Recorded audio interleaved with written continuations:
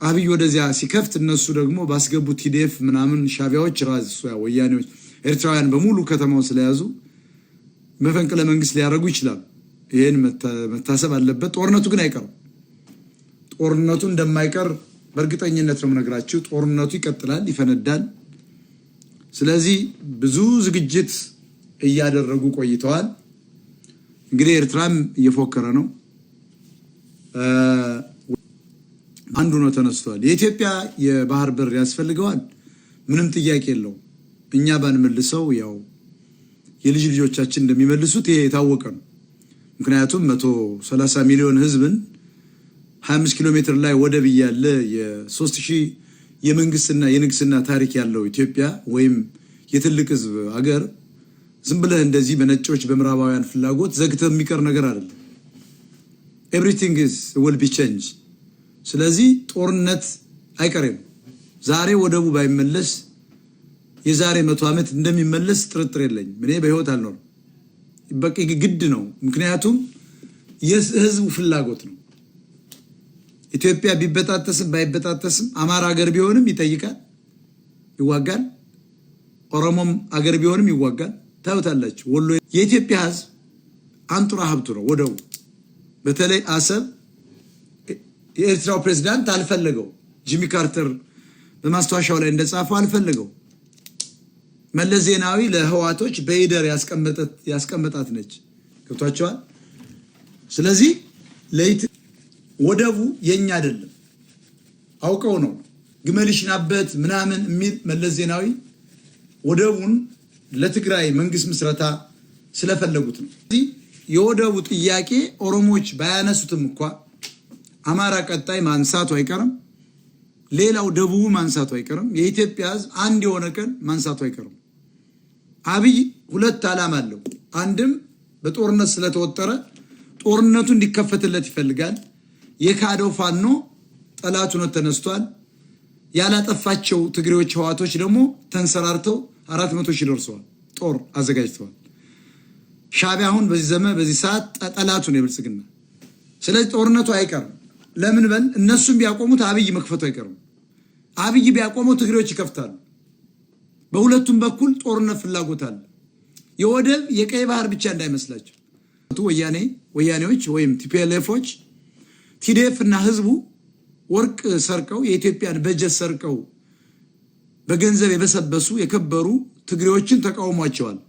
በትግራይ ህዝብ ውስጥ እየተደበቁ ጊዜ እንዳይቀጥሉ ተነስተውባቸዋል። ስለዚህ እነ ደብረጽዮን ጦርነቱን በማስነሳት የተነሳባቸውን ተቃውሞ ሊያስቆሙ ይፈልጋሉ።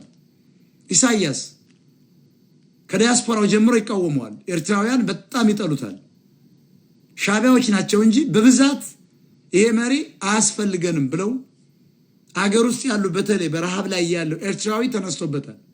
ስለዚህ ሁለቱም ቤተ መንግስት የሉም። የኤርትራ ቤተ መንግስት ምትባል ትታወቃለች። መሀል ላይ ቁጥጥ ያለች ናት። ከሷ ወጥቶ አሁን የት እንዳለ አይታወቅም። ምክንያቱም መረጃ ደርሶታል፣ እንደሚመታ ገብቶታል።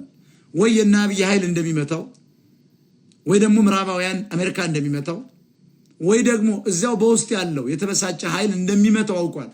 ስለዚህ ኢሳያስ ተደብቋል።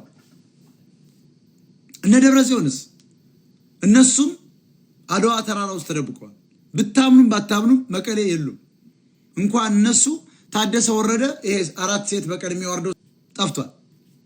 የለ መቀሌ ውስጥ ማንም ጠይቁ። እኛ መረጃው ስላለን ስለ ጌታቸው አሰፋ፣ ስለ ሞንጀሪኖ፣ ስለ እነ ደብረጽዮን ምናምን ስለ ትግራይና ኤርትራ መገናኘት ፓስፖርት ግብጽ ውስጥ ምንድነው ሱዳን ውስጥ ማሰራታቸውን እኛ ይነገርናቸዋል።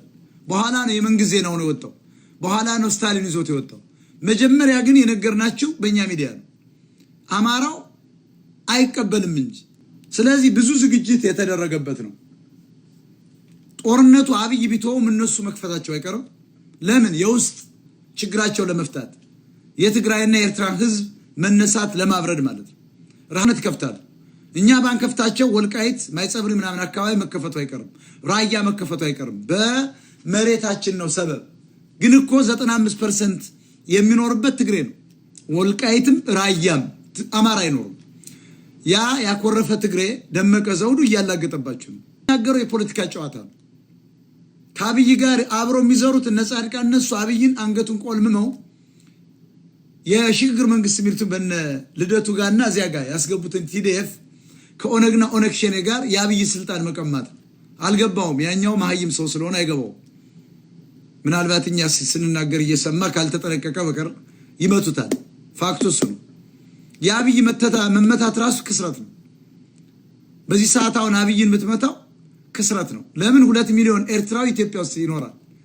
ትተኛ ቦታ ይዘዋል። በመንግስት በንግድ ቦታ፣ በሆቴል፣ በቱሪዝም፣ በዶላር ምንዘራ፣ በፋብሪካው እነሱ ናቸው። በመድኃኒት ቤቱ፣ ኮሌጁ፣ የግል ኮሌጁ የነሱ ነው። ቤተክርስቲያኑ በሙሉ የተያዘው በትግሬዎች ነው።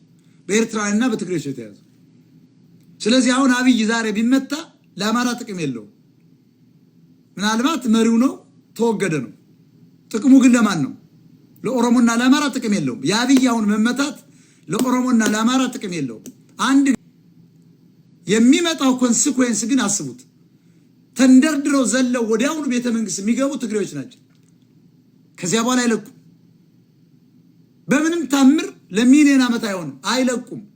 ግድቡንና ጋምቤላ ድረስ ገንጥለው ሂደው ሌላውን ህዝብ ይበትኑታል። በቃ ፋክቱ ይሄ ነው። አብይ በዚህ ሰዓት ቢመታ ጥቅም የለውም። አገሪቷ እንደውም ወደ ባሰ መበታተን ትገባለች። ለምን?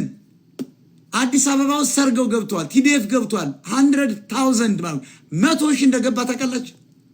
100,000 ቲዲኤፍ ገብተዋል። ኤርትራውያን በስደት ሰበብ፣ ከአሜሪካ በጉብኝት ሰበብ፣ ከአውሮፓ በጉብኝት ሰበብ፣ ኢሳያስ አባረረን ሰበብ ሻዕቢያ ደግሞ በሙሉ 2 ሚሊዮን ኤርትራዊ ኢትዮጵያ ውስጥ አስገብቷል። ከዚያ በፊትም እኛም ማናውቃቸው ደብረ ማርቆስ፣ ደሴ፣ ወልዲያ፣ ባህር ዳር፣ ጎንደርማ የነሱ ነው። ጎጃም ውስጥ አሉ፣ ባህር ዳር ውስጥ አሉ፣ ድሬዳዋ የነሱ ነው። አናውቃቸው። ስለዚህ አንችላቸውም እንደማለት እኮ ነው። አንችላቸውም ማለት ህዝቡ በባህልና በሃይማኖት የታሰረ ነው። አማራ ጀግንነት አለው፣ ኢትዮጵያን ይወዳል። ግን እነሱ እንደ ሰው ነው የሚያቸው። እነሱ ግን